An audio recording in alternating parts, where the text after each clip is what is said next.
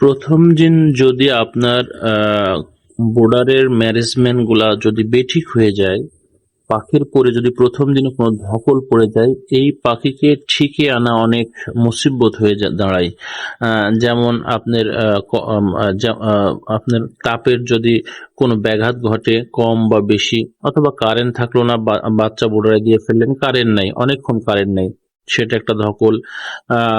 নানান ধরনের আপনি তাপমাত্রা, আহ, আহ, কারেন্ট না থাকার, এই সকল যদি ধকল পাখির উপর প্রথম দিন পড়ে যায়, এই পাখির ঠান্ডা চলে আসতে পারে।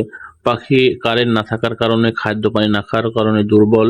তো এই পাখির আস্তে আস্তে দুর্বল হয়ে দেখবেন যে 2 দিন 1 দিন পরে প্রতিদিন 10টা 20টা করে পাখি নষ্ট হচ্ছে। কারণ আপনাকে প্রথম ম্যানেজমেন্টটা আপনাকে সঠিকে নিয়ে আসতে হবে। কিন্তু প্রথম দিন যদি আপনি ম্যানেজমেন্ট গুলো, কন্ট্রোল গুলো পাখির সঠিক নিয়ন্ত্রণ না করতে পারেন, তাহলে এই পাখিটা পরবর্তীতে আপনার সঠিক পর্যায়ে আনা খুব মুসিবত হয়ে যায়।